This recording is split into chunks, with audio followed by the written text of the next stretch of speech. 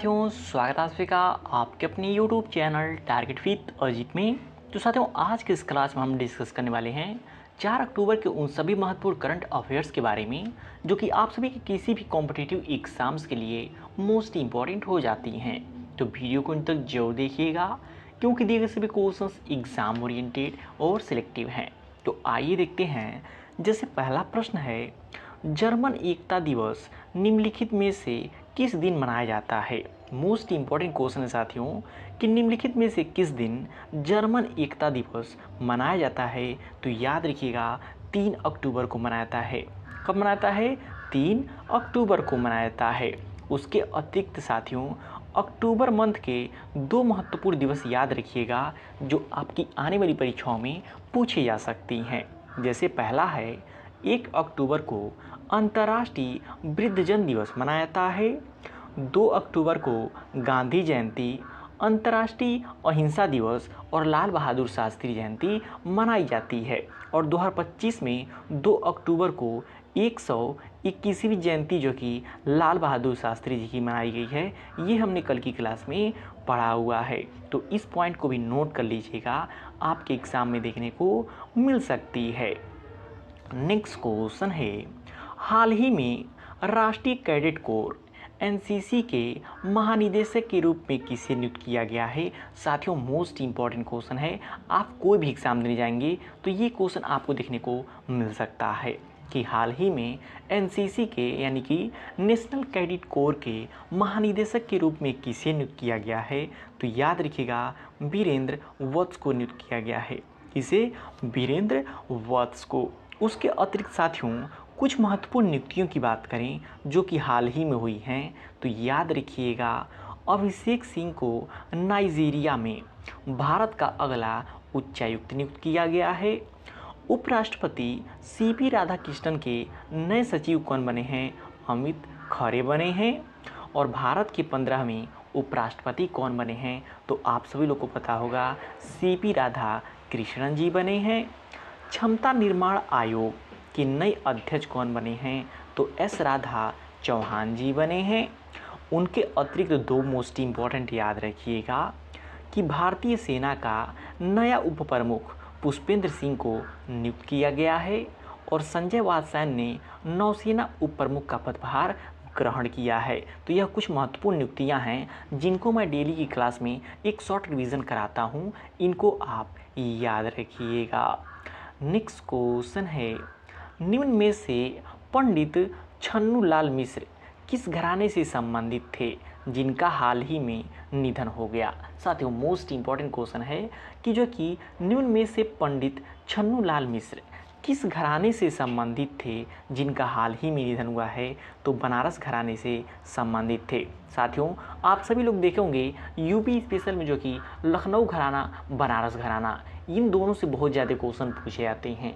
और इस बार UP twelfth का कोई भी एग्ज़ाम हुआ तो यूपी जीके में ये क्वेश्चन करंट अफेयर और जीके दोनों के लिए मोस्ट इम्पॉर्टेंट हो जाता है। तो इस प्रश्न को आप ज़रूर नोट कर लीजिएगा, आपको देखने को मिल सकता है। नेक्स्ट क्वेश्चन है, निम्न में से किस शहर में बॉक्सिंग फेडरेशन ऑफ इंडिया पहली बार बीएफआई कप 2025 का आयोजन करेगा। तो किस शहर में? चेन्नई में। किस शहर में? चेन्नई में। और बात करें साथियों बॉक्सिंग फेडरेशन ऑफ इंडिया का जो कि लगातार तीसरी बार अध्यक्ष कौन बने हैं? तो कौन बने हैं? याद रखिएगा, अजय सिंह बने हैं। तो ये भी याद रखिएगा, कई बार एग्जाम में पूछा जाता है। नेक्स्ट क्वेश्चन है, आर्थिक स्वतंत्रता सूचकांक 2025 में भारत का स्थान क्या है। मोस्ट इम्पॉर्टेंट क्वेश्चन है साथियों कि आर्थिक स्वतंत्रता सूचकांक 2025 में भारत का स्थान क्या है। तो याद रखिएगा 128वां है। कितना स्थान है? 128वां स्थान है।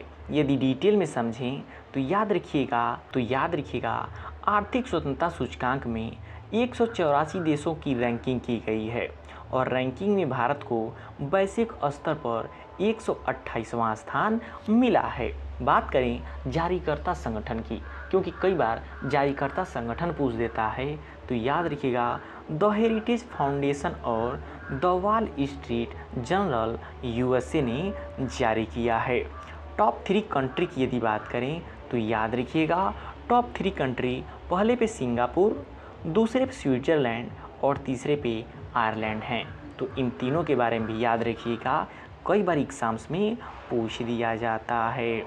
नेक्स्ट क्वेश्चन है, भारत और कौन सा देश पहले दृष्टिबाधित महिला T20 क्रिकेट विश्व कप की मेज़बानी करेगा?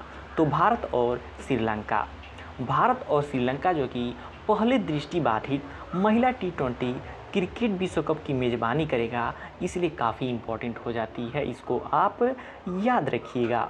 यदि साथियों श्रीलंका के बारे में बात करें तो 3 मोस्ट इम्पॉर्टेंट करंट अफेयर याद रखिएगा कि श्रीलंका ने भारतीय सहयोग से हिंदी पाठ्यक्रम शुरू किया है। बंगाल की खाड़ी में उठ रहे चक्रवात शक्ति को श्रीलंका ने ही नाम दिया है और पर्यटन को बढ़ावा देने के लिए श्रीलंका एक ऐसा देश है जो 40 देशों को निःशुल्क वीज़ा देगा। तो ये तीनों करंट अफेयर काफ़ी इम्पॉर्टेंट हैं आने वाली एग्ज़ाम्स के लिए।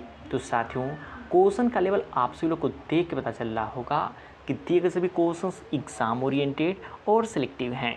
तो वीडियो की क्वालिटी कंटेंट आप सभी लोग को पसंद आ रहा हो तो प्लीज़ वीडियो को लाइक और शेयर करके चैनल को सब्सक्राइब जरूर कर लीजिएगा। नेक्स्ट क्वेश्चन है, हाल ही में उपराष्ट्रपति CP राधाकृष्णन कहाँ पर आयोजित 19वें अंतर्राष्ट्रीय साहित्य महोत्सव के तीसरे संस्करण के समापन सत्र में मुख्य अतिथि के रूप में शामिल हुए हैं? तो कहाँ पे? बिहार की राजधानी पटना में। कहाँ पे? बिहार की राजधानी पटना में। यदि बिहार से रिलेटेड कुछ करंट अफेयर की बात करें साथियों तो बिहार का नया मुख्य सचिव प्रत्यय अमृत को नियुक्त किया गया है। बिहार के मुख्यमंत्री ने सफाई कर्मचारी आयोग के गठन की घोषणा किए हैं और बिहार के मुख्यमंत्री ने बेरोजगार स्नातकों के लिए 1000 रुपये मासिक भत्ते की घोषणा की है और न्यायमूर्ति PB बजंतरी ने पटना हाई कोर्ट के मुख्य न्यायाधीश के रूप में शपथ लिया है। और लास्ट इम्पॉर्टेंट है, मरियम फातिमा बिहार की पहली महिला FIDE मास्टर बनी हैं। तो यह बिहार से रिलेटेड कुछ मोस्ट इम्पॉर्टेंट करंट अफेयर हैं जिनको आप एक बार लर्न कर लीजिएगा। इनके बारे में हमने पिछली कक्षाओं में डिटेल में पढ़ा हुआ है। नेक्स्ट क्वेश्चन है, 11वां विश्व हरित अर्थव्यवस्था शिखर सम्मेलन निम्न में से किस शहर में आयोजित किया गया था? तो याद रखिएगा दुबई में आयोजित किया गया था। कहाँ पे आयोजित किया गया था? दुबई में आयोजित किया गया था। नेक्स्ट क्वेश्चन है, निम्न में से कौन 500 बिलियन संपत्ति वाला दुनिया का पहला व्यक्ति बन गया है? इनमें से कौन साथियों 500 बिलियन जो कि संपत्ति वाला दुनिया का पहला व्यक्ति बन गया है? तो एलन मस्क बन गए हैं। कौन बना है? एलन मस्क बने हैं। नेक्स्ट क्वेश्चन है, किस देश को हाल ही में अंतर्राष्ट्रीय नागरिक उड्डयन संगठन की परिषद के भाग सेकंड के लिए फिर से चुना गया है? तो हमारे प्यारे देश भारत को। किसे? हमारे प्यारे देश भारत को। यदि भारत के बारे में कुछ महत्वपूर्ण करंट अफेयर की बात करें साथियों तो भारत 2027 में 5वें तटरक्षक वैश्विक शिखर सम्मेलन की मेज़बानी करेगा। भारत की गैर जीवाश्म ईंधन बिजली उत्पादन क्षमता 250 गीगावाट तक पहुंच गई है। भारत की साक्षरता दर बढ़कर 80.9% हुई है और भारत ने CAFA नेशन कप 2025 में कांस्य पदक जीता है। तो इंडिया से रिलेटेड ये करंट अफेयर हैं जो कि आपकी आने वाली एग्ज़ाम्स के लिए मोस्ट इम्पॉर्टेंट हो जाती हैं। नेक्स्ट क्वेश्चन है, निम्न में से किसे अंतर्राष्ट्रीय पैरालंपिक समिति के अध्यक्ष के रूप में नियुक्त किया गया है? तो साथियों मोस्ट इम्पॉर्टेंट क्वेश्चन है कि निम्न में से किसे अंतर्राष्ट्रीय पैरालंपिक समिति के अध्यक्ष के रूप में नियुक्त किया गया है? तो एंड्रयू पार्सन्स को। किसे? एंड्रयू पार्सन्स को। नेक्स्ट क्वेश्चन है, निम्न में से हाल ही में किस राज्य में बथुकम महोत्सव मनाया गया है? तो याद रखिएगा तेलंगाना राज्य में। किस राज्य में? तेलंगाना राज्य में। नेक्स्ट क्वेश्चन है, RBI द्वारा 2025-26 के लिए भारत की GDP वृद्धि दर का क्या अनुमानित है? बात करें साथियों जीडीपी वृद्धि दर की, जो कि लगभग परीक्षाओं में पूछी जाती है। तो जब भी पूछे कि आरबीआई द्वारा 2025-26 के लिए, किसके लिए, 2025-26 के लिए भारत की जीडीपी की वृद्धि दर अनुमानित क्या है, तो 6.8% है। कितना है? 6.8% है। नेक्स्ट क्वेश्चन है, महिला वनडे में भारत की दूसरी सबसे ज़्यादा विकेट लेने वाली गेंदबाज कौन बन गई हैं, तो दीप्ति शर्मा जी बन गई हैं। कौन बन गई हैं? दीप्ति शर्मा बन गई हैं। नेक्स्ट क्वेश्चन है, हाल ही में माई भारत मोबाइल ऐप किसने लॉन्च किया है? मोस्ट इम्पॉर्टेंट क्वेश्चन साथियों कि हाल ही में किसने माई भारत मोबाइल ऐप लॉन्च किया है, तो डॉक्टर मनसुख मांडविया जी ने।